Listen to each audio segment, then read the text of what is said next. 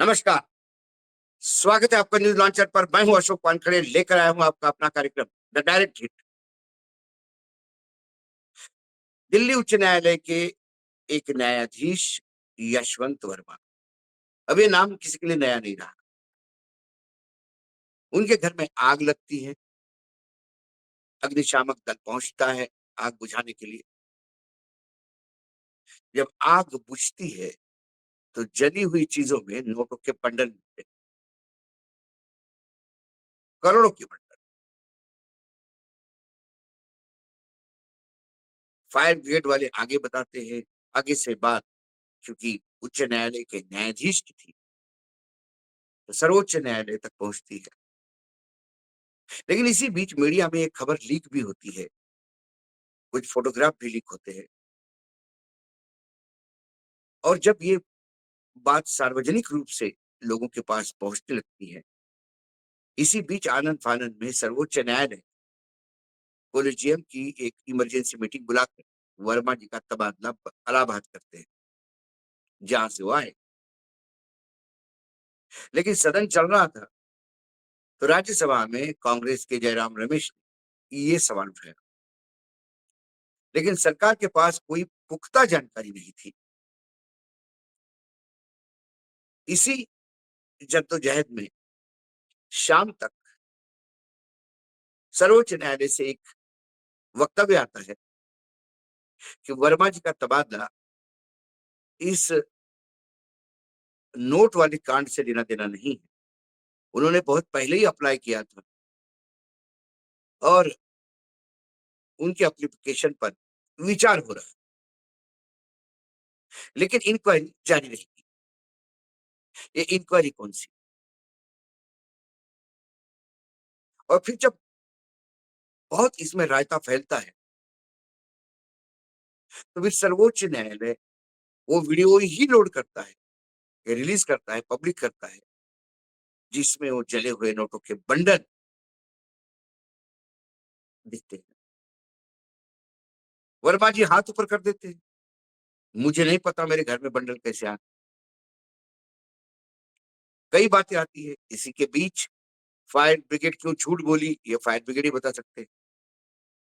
लेकिन इसको लेकर फिर सदन में हंगामा, इसको लेकर इलाहाबाद में हंगामा होता है। इलाहाबाद बार एसोसिएशन, जो वकीलों का संगठन है इलाहाबाद में, वो सबसे पहले अपील करता है कि वर्मा जी का तबादला इलाहाबाद ना करे। इलाहाबाद कूड़ादान नहीं कि सारे आप ऐसे भ्रष्ट हमारे पास भेज दो। उसके बाद भी जब उसका उनका तबादला हो जाता है, तो बार एसोसिएशन आगाह करता है कि फिर हम हड़ताल पे जाएँगे, उन्हें जॉइन नहीं करने देंगे। ये मसला उधर चल ही रहा था, इधर लोकसभा में भी इस विषय पे चर्चा हो, इसलिए सब्जेक्ट जो विषय है, उसको सूचीबद्ध किया जाता है। क्योंकि मामला न्यायपालिका का है, तो धनखड़ साहब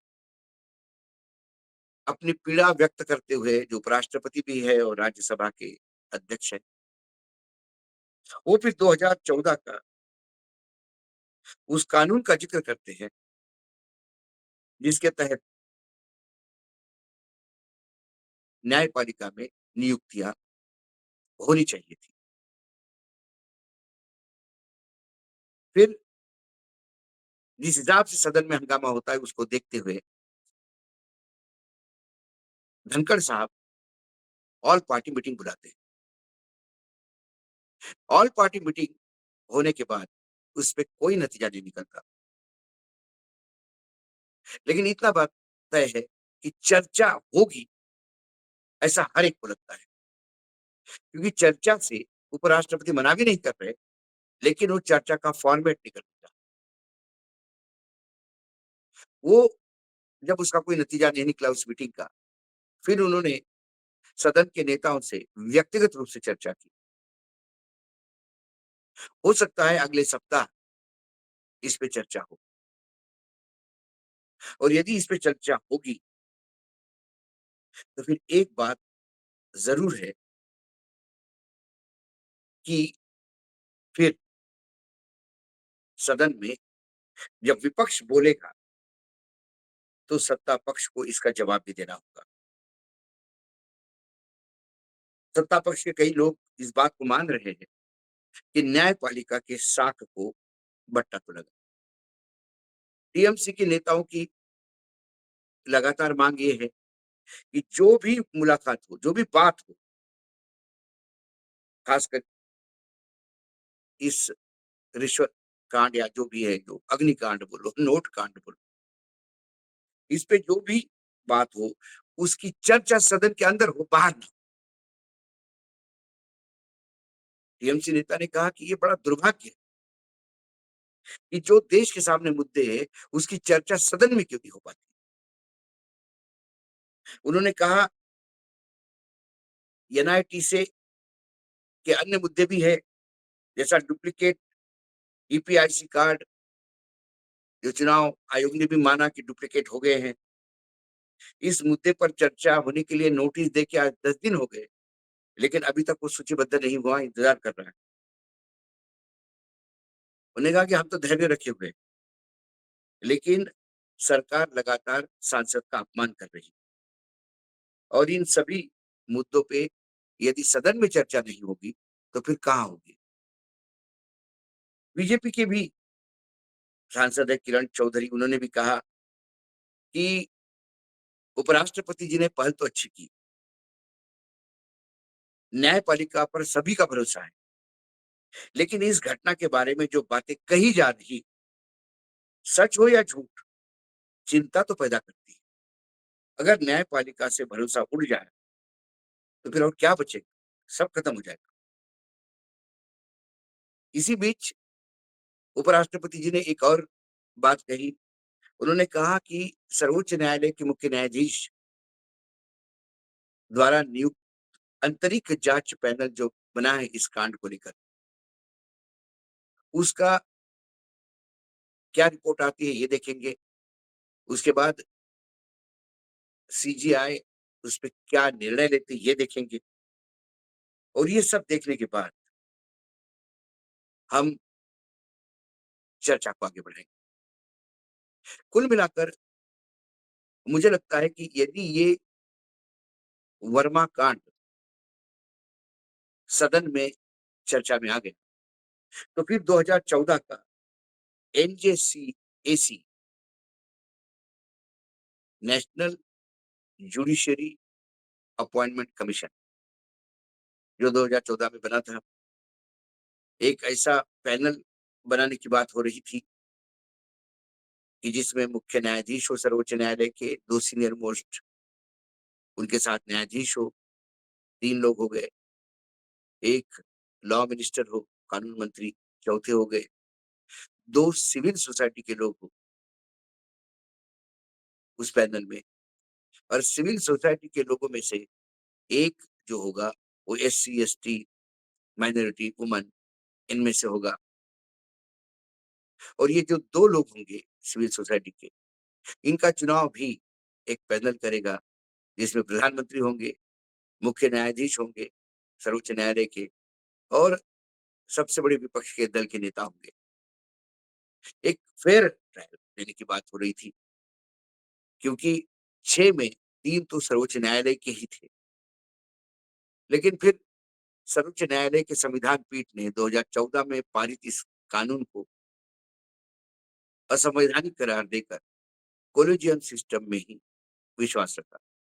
अब कोलिजियम सिस्टम जो है, वो मुख्य न्यायाधीश की अध्यक्षता में 4 सीनियर मोस्ट जो न्यायाधीश होते हैं सर्वोच्च न्यायालय के, वो एक पैनल तैयार करते हैं और वो सरकार के पास भेजते हैं सर्वोच्च न्यायालय या उच्च न्यायालय के अपॉइंटमेंट के लिए, नियुक्तियों के लिए। अब उसमें सरकार के पास सिर्फ एक ही काम बचता है, वो है कि जो नाम आते हैं, उनका बैकग्राउंड चेक करना, कोई गलत बैकग्राउंड तो नहीं है। इसके सिवा सरकार के पास इसमें कुछ अधिकार नहीं। बार-बार अरुण जेटली से लेके तमाम बड़े लोग यही कहते थे कि भई ये देश संविधान से चलता है और पार्लियामेंट जो है, वो सबसे बड़ी पंचायत है। पूरे देश से इलेक्टेड यानी चुने हुए जो प्रतिनिधि आते हैं, उनको कुछ भी अधिकार नहीं हो न्यायपालिका में, तो फिर न्यायपालिका की ट्रांसपेरेंसी पे डाउट है। यही कारण है कि न्यायपालिका में भय भतीजावाद जबरदस्त तरीके से छाया हुआ है। ये वर्मा जी के पिताजी भी इलाहाबाद हाई कोर्ट में न्यायाधीश ही थे। कुल मिलाकर जब सरकार ये चर्चा में जब विषय आएगा तो सरकार को जवाब देना होगा। जब मोदी जी जवाब देने उठेंगे तो देखना ये है कि क्या इससे न्यायपालिका हिट होती है या इससे सरकार कटघरे में खड़ी होती है। क्योंकि नोट मिलने के बाद भी आगे क्या हुआ? ये नोट आए कहाँ से? किसने दिए? इसमें इनकम टैक्स कहाँ गया? जब ये नोट पकड़े गए तो पहले क्यों एजेंसियों ने कहा कि नोट नहीं मिले? बाद में सर्वोच्च न्यायालय ने वीडियो देने के बाद भी ये जो लिपापोती करने का प्रयास हुआ, इसमें सरकार की किरकिरी हो सकती है। आम आदमी के लिए, न्यायपालिका के लिए, नेताओं के लिए, पैसे वालों के लिए, गरीबों के लिए, क्या इस देश में अलग-अलग कानून की परिभाषा है? ये भी सवाल है जो आम जनता पूछ रही है। कुल मिलाकर ये जब चर्चा में विषय आएगा, तो इसमें न्यायपालिका तो हिट होगी ही, हिट होगी सरकार भी, क्योंकि सरकार को उन तमाम चीज़ों का जवाब देना होगा, जो आग लगने से लेके पूरे देश में जो विश्वास में आग लगी है न्यायपालिका की, यहाँ तक के बीच कई सवाल उभर